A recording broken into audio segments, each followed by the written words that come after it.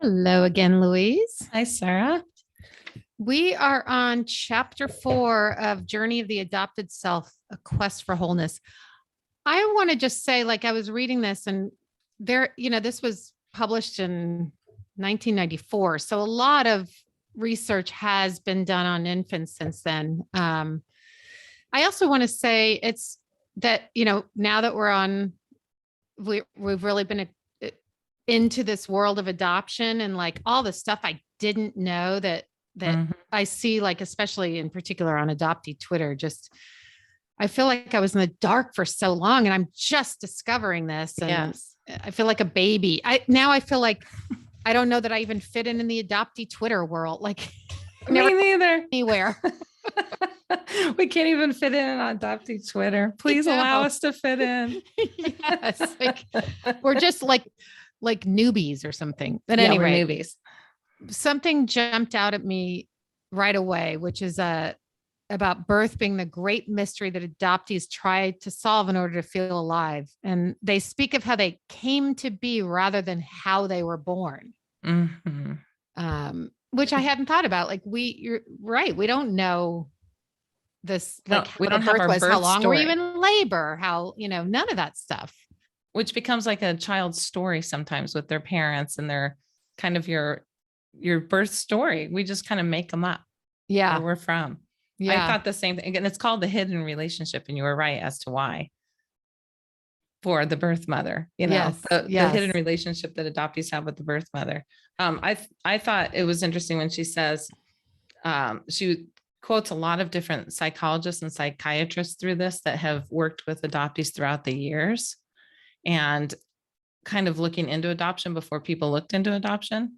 So this guy, Daniel Stern, he believes that, infants have a sense of their self right after they're born and everything. But she asked, well, what if they have a sense in utero? Do they have a sense in utero? And then that part got super interesting. When does the self occur? Mm-hmm.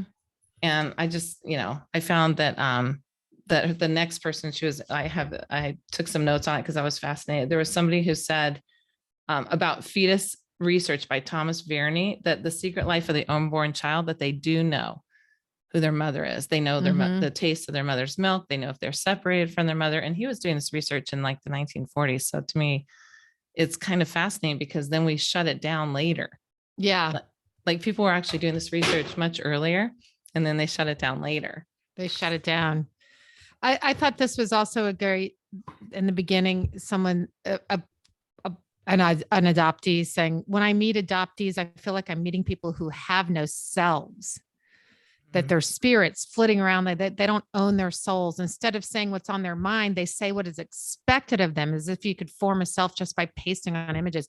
It's so, again, when you reflecting on your life, it's just incredible to me how we all have the same thoughts and feelings that just never verbalized, or they're never verbalized at all. There's also that quote where she says, can you miss someone you've never met?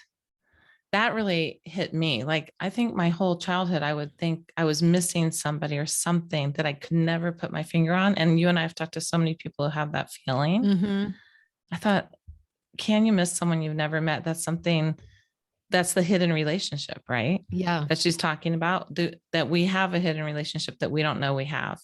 So we go around like pasting ourselves, how you said, onto other families, other relationships, and also something really hit me in this personally is that, and you had said this too, that the adoptee will bond with the mother, especially a good adopted mother who's trying very hard to bond with her baby in the early years. And it really comes out in the middle school years, like between 7 and 14, because the adoptee starts to become aware that they're adopted and what that means. Mm-hmm. And there's something about that triggers. And that's when I started having a lot of my stuff. It wasn't in the early years. I had little things. Yeah, I didn't either. I was, of course, again, like different situation. Yes. Triple abandonment in my case. So sometimes I do conflate and not know. But where? Yeah. But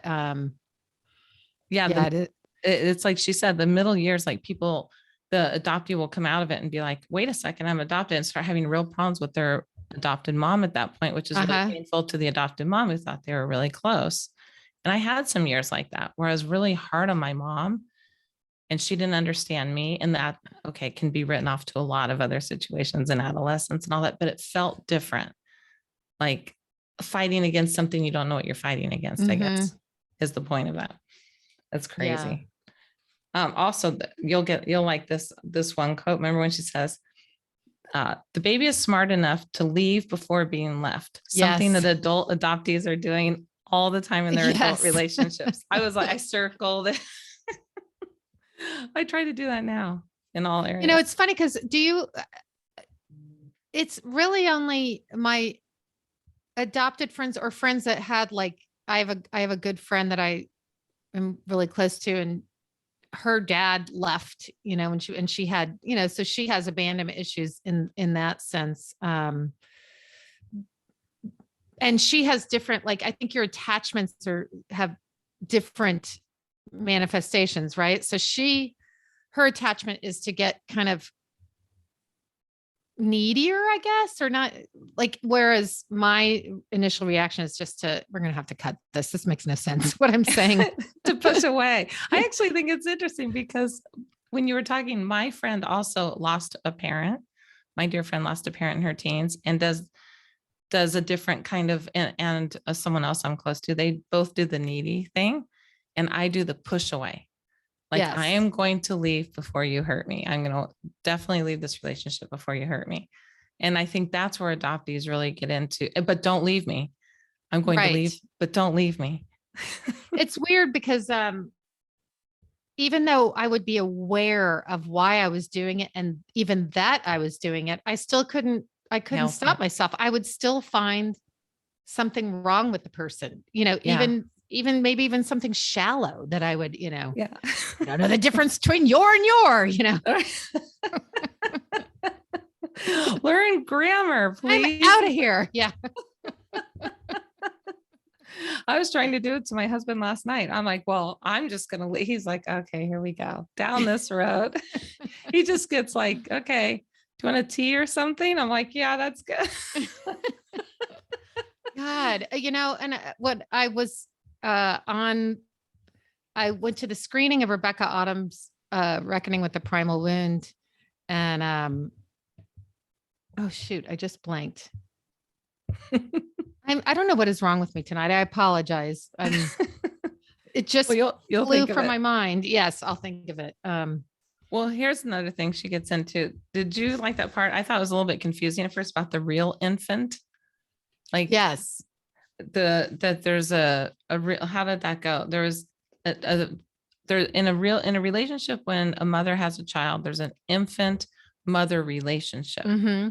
So it's this British psychologist in the 20s or 30s didn't feel like there's a mother and a child that's the relationship, a mother child intricate relationship. Right. Like there is no, the infant isn't separate. It's the mother and infant as one. Yes. And then if you're adopted, you have the mother, birth mother, adopted mother relationship. Yes. And a lot of kids, which you and I didn't have, but they were saying that, which I was surprised by this, most adopted kids back when this book was written used to go through foster care for at least a couple of months. I did. I was in foster care. I did. Right. I was in foster care for 5 or 6 weeks. That's right. Yeah. And I didn't have that, but lots of our guests have too. Yeah, that I think I highlighted that about that, you know, that you losing the birth mother, then going into foster mother and getting used to that. And then finally the adopted mother. And and there's a whole thing where you can't have that. You'll never have that relationship again with the mother, that you won't have that thing that's supposed to be pure. Like in the animal world, this sounds ridiculous, but I was driving the other day and I saw this raccoon on the side of the road dead, and the 3 babies were dead. So someone hit the mom and the babies. I was thinking, in what scenario did this? Of course, this totally upsets me beyond. I call my husband. It's like a huge thing, right? To me, he's like, okay, this happens. And I'm like, yeah, but I was really happy that the babies died too, because they wouldn't have to figure out the world without the mom. But I was thinking they were right there with the mom. that's how they got hit, probably following the mom, circling around the mom, whatever it is. Mhm. And I was just, I don't know why it hit me because of this book. Everything hits me a lot harder. I was like really upset about these raccoons. Doesn't she talk about an animal in here, or am I I don't, confusing it with something else I read? I think it was, I think it was previously she did, Or or maybe it maybe was something in the else. Reckoning with the Primal Wound. Maybe She there's talks some about the talk about an animals. animals. Yeah, Yeah. that Nancy very um, relates a lot to the animals. and really, we're the only animal species where people feel free to take our except for domestic animals, but to take the babies away and give them to another human being. I thought it was interesting too that babies will learn to love whoever's going to feed and take care of them, Yeah. Um, Yeah. Well, it's just so and vulnerable. It's it's, such a vulnerable I think feeling. about the babies. If you watch little babies now, do you do that? Do you see babies out now? When I'm out and watching babies in a different way than what Yes. they're thinking, there were, And how I never, how I'm just now really waking up to it. Again, like I've said before, yeah, paid a lot of lip service to it in therapy over the years, but it really wasn't until this last year where it's like, wow, it's affected my entire life. and what you said about fitting in on adoptee Twitter and all of that, I was, there was, I would think if you're going to adopt and you're in a situation where you have adopted, you're going to adopt, you might be a little fearful. And she brought that up, which kind of hit because I was thinking about adopted parents lately and how are they feeling and what are the different scenarios in which adoption is still going on. And then she said, that people were not hopelessly written off. So you don't have to write off because from all this, you may think, geez, I'm never going there, an adopted person, right? So they're not hopelessly written off. It's more the adopted parents need to have empathy that there's a loss, a real loss for this baby, and not have fear about it. And it's all what we talk about with discussion. So babies will love who takes care of them and can be really open if you have conversations that are open. That's why closed adoption can be so dangerous, and the secrets. She really closed with the secrets in this again. It's all about keeping secrets from adoptees. Well, I'm really kind of heading into the realm of thinking there's absolutely no reason to adopt a baby in Yeah. in a selfless way. I really am starting to get that, that is more about the parents' needs and definitely not the adopted babies. parents' needs and not the baby's needs. Well, and Of there's course, so many kids there's in foster care that are older so that need many, right? homes. I mean, it's how I feel about puppy mills, really. Yeah. Well, that's kind of I've come to that place to think that it's just not Mhm. not a great thing. No, because and why aren't we helping if half the time it's financial, if not more, why aren't we Yeah. helping the mother stay with the baby to create a different society going forward if we're going to pay money to others and a whole system to raise this baby? Yeah. It's the craziest thing. It's kind of mind-boggling. Like you said, I feel almost like a new person in this. Like, Right. where have I been? I know. I know. So we want So to be part of it. what do we have for the next chapter? The broken narrative will be chapter 5. Wow, we're already on chapter 5. This season is just flying past, isn't it? It's flying past, and we have a great guest today. You guys are gonna love her. Yes. Very timely too. Very timely. Okay, Yes. we'll see you in a few minutes. See you in a few minutes.